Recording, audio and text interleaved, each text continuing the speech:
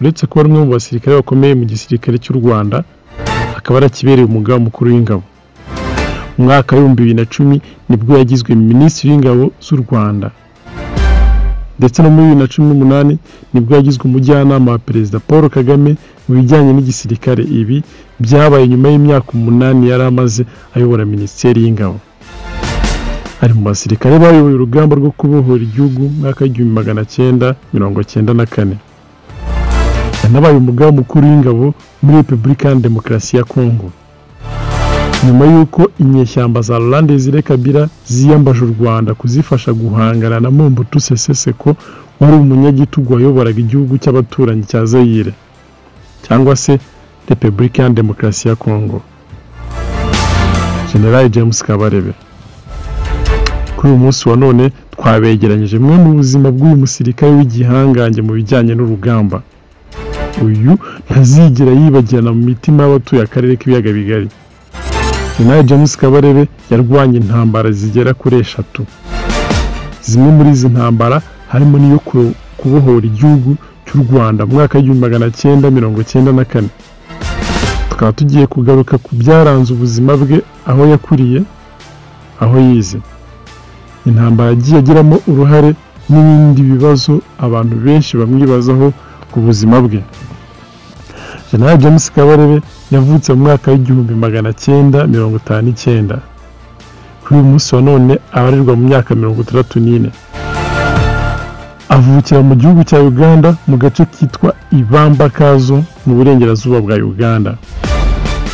Amashuri ye abanza yayigiye mu kigo cya Kayamate muri Uganda. Akomereza amashuri yisumbuye mu kigo cya Kabarega i Masindi mu Bunyoro. Gusa ntiyarangije muri iki kigo cya Kabarega, ahubwo yarangirije mu kigo cyitiriwe Mutagatifu Harris College Kitovu cyangwa Ari College Kitovu mu mwaka wa 1979. General James Kabarebe yakomeje amashuri ya kaminuza muri kaminuza ya Makerere. Aha yahakuye impamyabushobozi yo mu cyiciro cya kabiri mu bijyanye n'ubukungu na politike. Reka turebe hamwe intambara General James Kabarebe yarwanye.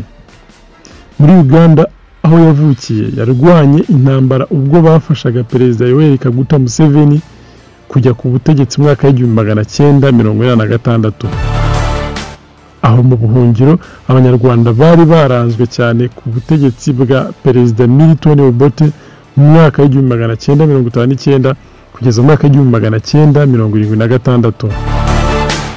Ubwo uyu muyobozi yakurwaga ku butegetsi n'undi musirikare witwaga Idi Amin Dada, abanyarwanda babaye nk'ababonye agahenge mu myaka igera kuri 7 yamaze ku butegetsi. Icyo gihe bamwe bagiye kubona amahirwe atandukanye, harimo ayo kwiga n'andi abajyana mu gisirikare. Milton Obote wari warahungiye muri Tanzania yaje kongera gufata ubutegetsi, maze abanyarwanda bongera gutotezwa, abandi barirukanwa. Icyo gihe Museveni yahise ajya mu ishyamba, maze abanyarwanda benshi baramuyoboka, ariho na General James Kabarebe yabaga, maze amufasha kugera ku butegetsi mu mwaka wa 1986.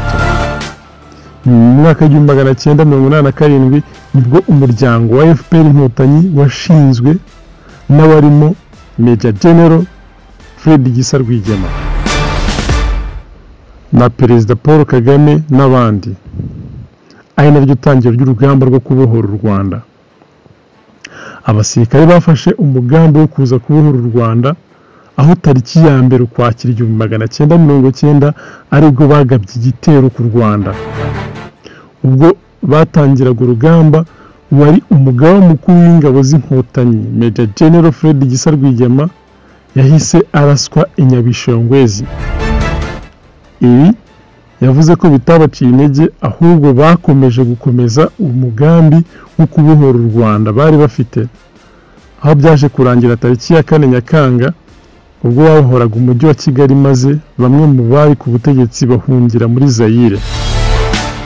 Reka turebere hamwe intambara yo muri Congo. General James Kabarebe yarwanye intambara yo muri Repubulika ya Demokarasi ya Congo ubwo uwitwaga Laurent Désiré Kabila yashakaga kujya ku butegetsi muri Congo kubera ubutegetsi bwari buhari uyobowe na Perezida Mobutu Sese Seko butayoboraga neza. Icyo gihe General James Kabarebe nawe yari mu basirikare ba AFDLR, Alliance des Forces Démocratiques pour la Libération du Congo.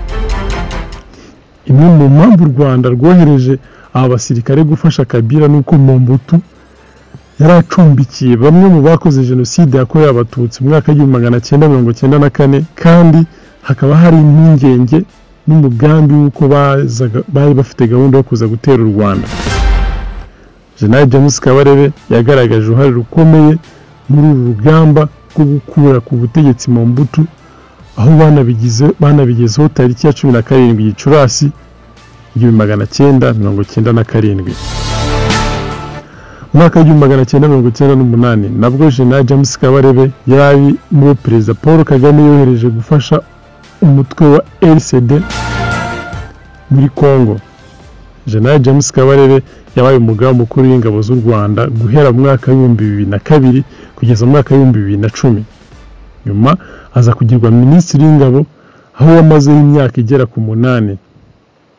Nyuma yaho yaje kuba umujyanama wa Perezida Paul Kagame mu bijyanye n'igisirikare, akabana n'ubu ari mu mwanya akiriho.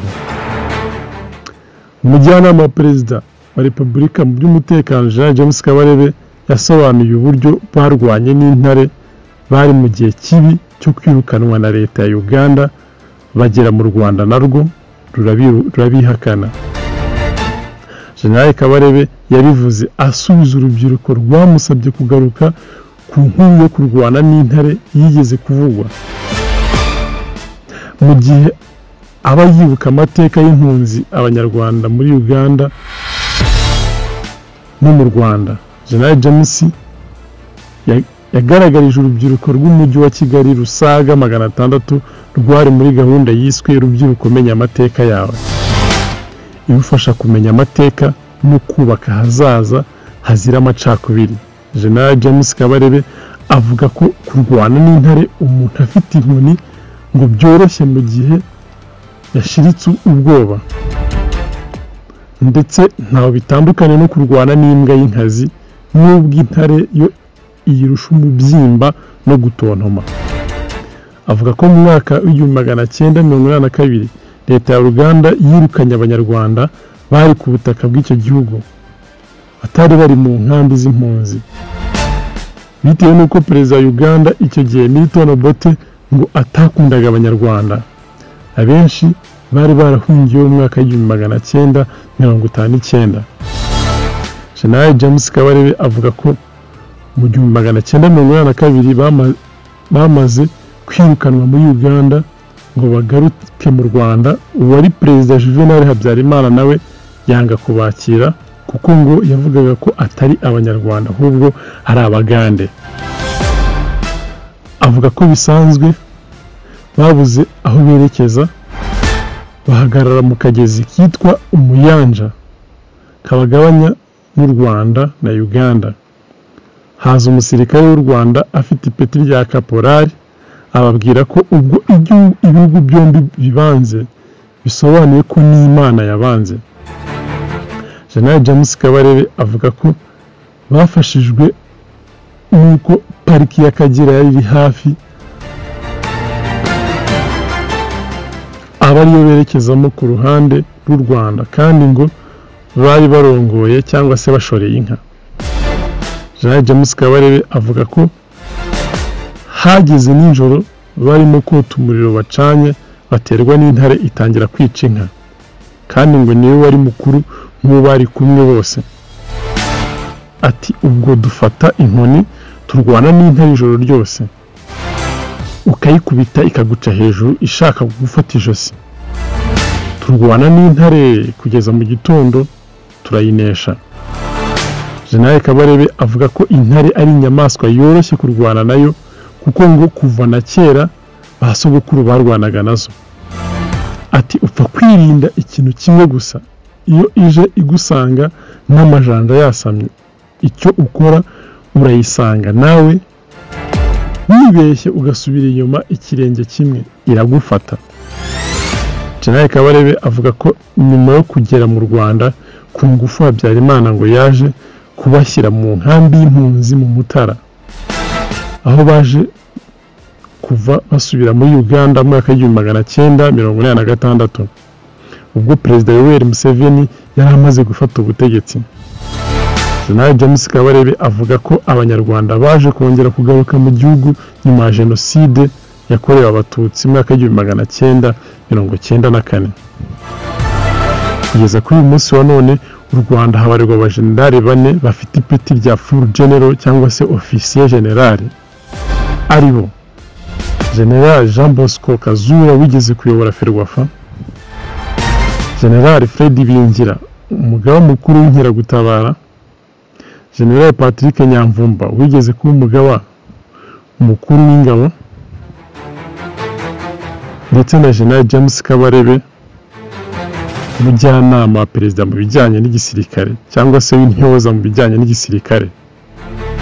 Gusa tubibutse ko mu minsi yashize undi mujenerali wa gatanu aherutse gutabaruka cyangwa se kuryamira ukuboko kw'abagabo witwa Marcel Gatsinzi uherutse gutabaruka i Buruseli mu Bubiligi.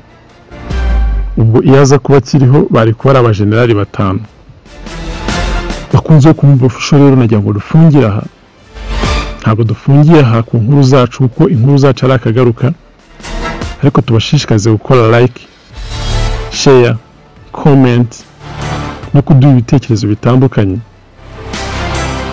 Ku butumwa bugufi cyangwa se kuduhamagara ni akanyenyeri 150 7299293 ku bantu batuye hanze, naho waba uri mu Rwanda wakanda 07299293.